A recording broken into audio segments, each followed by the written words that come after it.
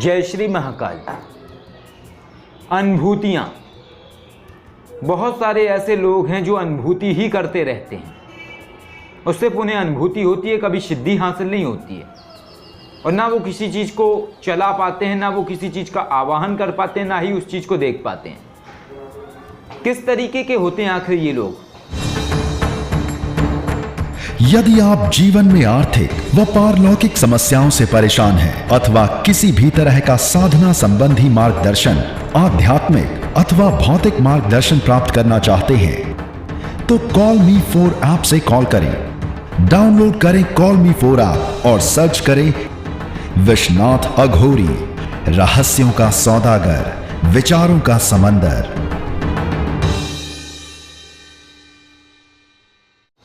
और क्या अनुभूति का मतलब क्या होता है इन लोगों के हिसाब से? तमाम लोग ऐसे होते हैं कि जैसे ही वो मंत्र कोई पढ़ेंगे, इसके बाद ही उन्हें ऐसा लगेगा जैसे कोई पीछे घूम रहा है, इसके बाद उन्हें आवाज़ें आने लगेंगी, सामने कोई 1 सेकंड को खड़ा दिख जाएगा, इसके साथ ही उन्हें तरह तरह के दिख जाएंगे कि कोई शक्ति आई, उन्हें कुछ दे गई, कान में आवाज़ें कर रही। इसके बाद उन्हें ऐसे अनुभव हो जाएंगे कि एक कंकाल वाला आदमी खड़ा था, एक सड़ा गला आदमी खड़ा था, एक भूत आके उनके कान में कीकारी मार रहा था। तो ऐसे अनुभव होते हैं। चलिए ठीक है, ऐसे अनुभव होते हैं, अच्छी बात है, लेकिन अनुभव होने के बाद जब उनकी साधना पूर्ण होती है, वो कंप्लीट हो जाती है, साधना कंप्लीट होने के बाद जब उस साधना का या उस मंत्र का वो प्रयोग करते हैं तो कभी प्रयोग नहीं कर पाते हैं। ना उन्हें वो कभी शक्ति दिखाई देती है, ना वो कभी मंत्र चला पाते हैं, ना वो कभी उस शक्ति का आवाहन कर पाते हैं। उनसे अगर पूछा जाए कि भैया आपकी साधना संपन्न हो गई, वो बोलेंगे हाँ साधना तो संपन्न होगी, बड़ी जोर की अनुभूति हुई थी। क्या अनुभूति हुई थी? मैं जाप कर रहा था आंखें बंद किए हुए, मुझे एहसास हुआ जैसे पीछे कोई चल रहा है, और जैसे ही मैंने मुड़ के देखा तो गायब हो गया। इसके बाद एक आदमी सामने आया, फिर गायब हो गया, फिर कंकाल के रूप में आया, 1 सेकंड को आया, गायब हो गया। उन्हें सिर्फ ये अनुभूतियाँ हुई। चलिए मान लेते हैं ये अनुभूतियाँ हुई, लेकिन इन अनुभूतियों होने के बाद भी उनकी साधना सफल क्यों नहीं हुई? क्योंकि देखिए, सफल व्यक्ति जब ही माना जाता है जब उस चीज़ का प्रयोग करना आदमी सीख जाता है। एक चीज़ बताइए, यदि कोई विद्यार्थी, साधक एक तरीके से विद्यार्थी जैसा होता है और शक्तियाँ होती हैं टीचर के तरीके से। जब एक विद्यार्थी जो कॉपी में लिख के आएगा उसी के हिसाब से तो वो पास या फेल होगा। यदि कोई व्यक्ति बोल रहा है मैंने बहुत लिखा, मैंने बहुत लिखा, मैंने बहुत लिखा था, सारे क्वेश्चन के आंसर दिए थे, और जब उसकी कॉपी का रिजल्ट आया तो रिजल्ट आया 0/0, तो ये बताइए क्या उसने वाकई में सही लिखा था? उसके हिसाब से उसने लिखा तो था, लेकिन लिखा ही उसने गलत था।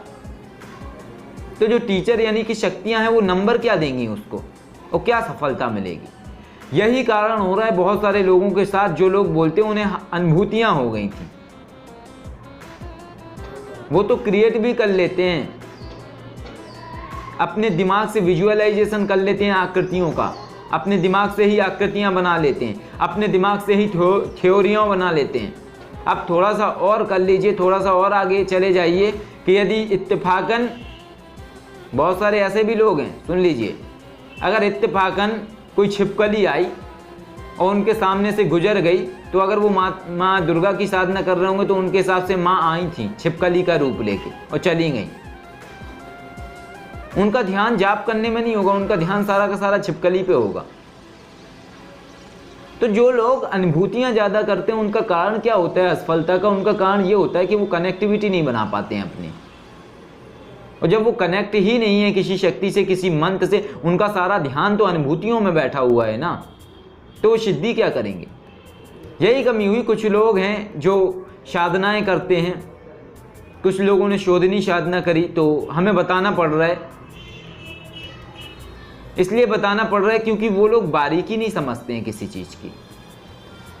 शोधनी साधना करी तो पहले मैं बता दूं कि जो प्रथम चरण की शोधनी साधना है, वो शोधनी साधना अब ऐसे कार्य नहीं करेगी। 2017 दिसंबर लास्ट तक उसकी वैलिडिटी थी और उस समय तक वो अपना कार्य करती थी। अब अगर कोई व्यक्ति शोधनी साधना कर लेता है प्रथम चरण की, तो उसे कवच लेना ही पड़ेगा, अनिवार्य है, नहीं तो वो कनेक्ट नहीं हो पाएगा सही तरीके से, जवाब नहीं आ पाएंगे। अब जिन लोगों ने शोधनी साधना करी उनको जवाब नहीं आ रहे हैं, तो इसमें गलती किसी और की नहीं है, गलती उनकी है, क्योंकि उन्हें पता ही नहीं है कि शोधनी साधना आप कार्य नहीं करेगी, जो कि शोधनी से फाउंडेशन था। बिना कवच के काम नहीं करेगी, काम करेगी लेकिन कवच के बाद काम करेगी। तो इसमें गलती किसकी है? अब बहुत सारे लोग हैं, उनको ये चाहिए कि जैसे हमने कोई साधना दी तो उन्हें अनुभूति, अब जो समझदार व्यक्ति होते हैं तो वो अनुभूतियों का अर्थ भी समझता है। अनुभूति का मतलब है अपने अंदर ही महसूस करना, अपने अंदर ही बदलाव महसूस करना, अपने अंदर जो महसूस हो रहा है वो ओरिजिनल होना चाहिए। ये नहीं कि आपकी कल्पनाएं, आपके विजुअलाइजेशन उस चीज को प्रकट कर रहे हैं। तो ये समझना बहुत जरूरी है। तो क्या है, बहुत सारे लोग हैं, उन्हें क्या है, जब वो जिन्न की साधना कर रहे हैं या माँ काली की साधना कर रहे हैं, शिव जी की साधना कर रहे हैं, तो उन्हें कैसी अनुभूति का एक्सपेक्टेशन होता है। उनके हिसाब से क्या होता है अनुभूति का मतलब? ये होता है कि वो आंखें बंद करे जाप कर रहे हैं, उनके सामने आके जिन्न बैठ जाएगा, उनका पैर हिलाएगा, बोलेगा अरे भैया आंखें खोल लो मैं आ गया, ओ भैया आंखें खोल लो मैं आ गया। जब तक जिन्न ये नहीं करेगा तब तक कोई अनुभूति नहीं हुई उनके हिसाब से, और ना शक्ति में दम है। और यही उन्हें माँ काली से चाहिए कि वो कोई साधना कर रहे हैं तो उन्हें अनुभूति होनी चाहिए, उन्हें सिद्धि आ जानी चाहिए। 2 दिन जाप करें, तीसरे दिन माँ काली आ जाएं और बोले बेटा आंखें खोलो, मैं सामने आके खड़ी हो गई हूं, आ जाओ। ये सिर्फ एक्सपेक्टेशन है। लेकिन जो आप एक्सपेक्टेशन करते हैं, जो आप सोचते हैं कि आपको ये मिले, तो क्या आप उसके काबिल हैं? आप क्या सोचते हैं 2 दिन में कोई शक्ति आपके सामने बैठ जाएगी? 2 दिन में कोई शक्ति आपको गोद में उठा के घुमाएगी? क्या ये कोई अली बाबा के जो कहानियों में आप सुनते आए हैं, क्या ये वो कहानी है? क्या ये कोई अलादीन के चिराग में से निकलने वाला जिन्न है जो ई हो बताओ आका क्या हुक्म है, ये बोलेगा आपके सामने? आप क्या समझते हैं सिद्धियों को? आप क्या समझते हैं? चलिए मान लीजिए, किसी भी चीज को मान लीजिए, आप किसी भी व्यक्ति के पास जाते हैं, आप उसे फीस भी अगर देते हैं, तभी भी अगर वो आपको साधना देता है, तो शक्तियों का मतलब ये नहीं होता है आपने जिसको फीस दी उसने सिर्फ आपको उस चीज तक पहुंचाने का जरिया बनाया। वो कोई गुलाम नहीं है शक्ति। जिसने फीस ली ना वो उसकी गुलाम है, और जो फीस दे के आया ना उसकी गुलाम है। और जो व्यक्ति ये अनुभूतियों में उलझता है तो उसको अनुभूति होती है, फिर ऐसी अनुभूतियां होती हैं कई बार कि सोते सोते पता चलता है कि कोई उठा के पटक गया उसे चारपाई से। सिर्फ ये अनुभूतियां होती हैं, और ये अनुभूतियां इतनी ज़्यादा बढ़ जाती हैं कि वही जो वो साधना करता है भूत प्रेत या इत्ती योनि की, तो वो उसके लिए जी का जंजाल बन जाती हैं। वो ना कभी उनका इस्तेमाल कर सकते हैं, ना कभी उनका प्रयोग कर सकते हैं। तो इसलिए सिद्धि सफल हुई या नहीं हुई इसका पता कैसे चलेगा? इसका पता चलने के लिए अनुभूति में नहीं उलझना होता है इंसान को, क्योंकि अगर आप अनुभूति को महसूस करेंगे तो फिर आप जाप नहीं कर पाएंगे, जाप में आप कनेक्ट नहीं हो पाएंगे, आप कॉन्सेंट्रेट नहीं हो पाएंगे, आप एकाग्र चित्त नहीं हो पाएंगे जाप करने में। आपका ध्यान सारा तो अनुभूतियों पे है, आपका सारा ध्यान तो चारों तरफ है कि कहाँ कुछ आवाज़ आती है, कहाँ कोई चलने की आवाज़ आती है, कहाँ कोई आवाज़ सुनाई देती है कानों में, कोई आके आपको बोलेगा बेटा उठ जाओ मैं आ गया हूँ। ऐसा कुछ नहीं होने वाला है। अगर आप इसमें उलझोगे तो कनेक्टिविटी नहीं बना पाओगे, जो शक्ति आई है वो भी नहीं आएगी। साधना सफल कैसी मानी जाए? क्या साधना का मतलब अनुभूति हो जाने से ही है? तमाम शक्तियाँ ऐसी होती हैं जो आपको अनुभूति में उलझा देती हैं, और जब तक आप अनुभूति लेने में उलझे रहते हो तब तक वो साधना ही आपकी खंडित हो जाती है। कनेक्टिविटी टूटी, आपकी साधना सिद्ध होएगी ही नहीं। आप तमाम मंत्र करते हैं, एक चीज़ बताइए, आप अगर दुर्गा सप्तशती पाठ करते हैं, आप अगर शिव चालीसा पाठ करते हैं, आप अगर हनुमान चालीसा पाठ करते हैं, तो क्या वो हनुमान जी बगल में आके खड़े हो जाते हैं आपके? या अनुभूति में वो आपको दिखाई देते हैं कि हनुमान जी आ गए हैं, खड़े हुए हैं, या कान में आपके बोल रहे हैं बेटा रुक जाओ मैं आ गया हूँ? ये सब स्तोत्र करने से एनर्जी चलती है, और जब आप चलाओगे उसको पढ़ के तब वो चलेगी। अगर आप अनुभूति में उलझोगे तो कभी सिद्धि नहीं कर पाओगे।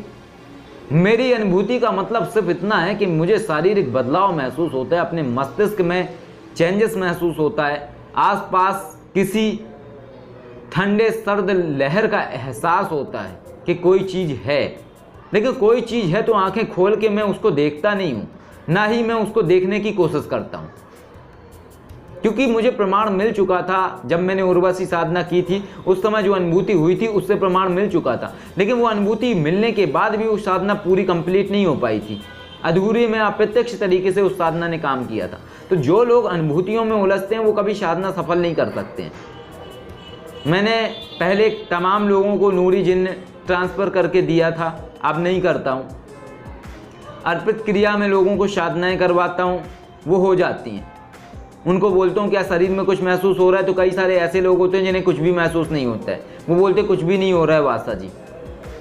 कई सारे ऐसे लोग हैं जो साधना करके उठते हैं, बोलते हैं बहुत सिर भारी हो रहा है, ऐसे लग रहा है जैसे चक्कर आ रहे हैं, कई को ऐसा महसूस होता है। कोई बात नहीं, अब जिसको कुछ अनुभव महसूस नहीं हो गया उसको भी हमने प्रैक्टिकल कराना है, जिसको अनुभव महसूस हुआ उसको भी प्रैक्टिकल कराना है। तो शक्ति आई या नहीं आई ये कैसे सुनिश्चित होगा? ये जब सुनिश्चित होगा, ये जिसको अनुभूति हो गई, ये जिसको नहीं हुई अनुभूति, तो क्या हम ये मान लें कि जिसको अनुभूति नहीं हुई उसने पूरी साधना करी तो क्या उसकी साधना सफल नहीं हुई?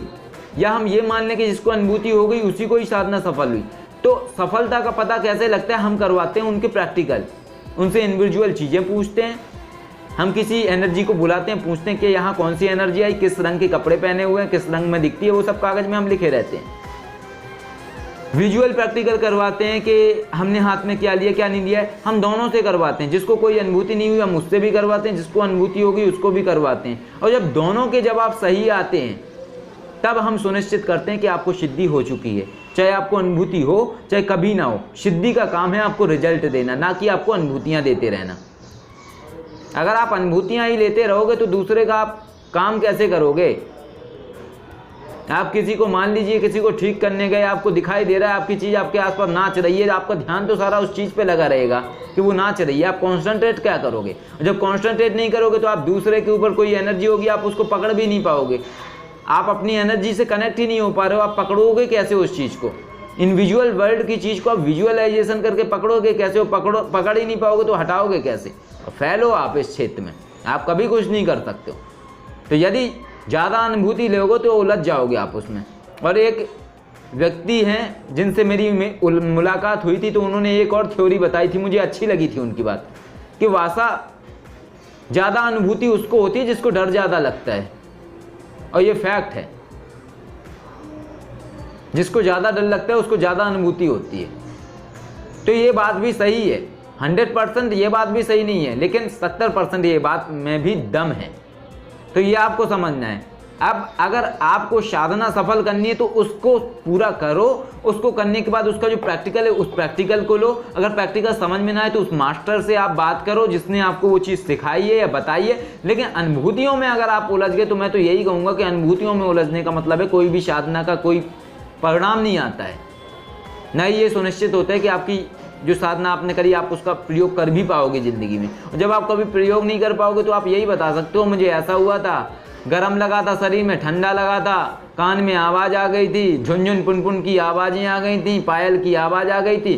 फिर आदमी बोलेगा भैया तो आप कुछ मेरे बारे में बताओ, या मतलब आप किस तरीके से शक्तियों से बात करते हो, उन्हें बुलाओ, आवाहन करो, कुछ तो आप महसूस करोगे। तो आप वो जान ही नहीं पाओगे, ना आप बुला पाओगे, ना आपको वो कभी चीज़ महसूस होगी। तो ये हाल होता है ज़्यादा अनुभूति लेने वाले लोगों का। आशा करता हूँ वीडियो आपको समझ में आ गई होगी। सब कुछ होता है, अनुभूतियाँ होती हैं, लेकिन सही अनुभूति और गलत अनुभूति को आपको परखना होता है।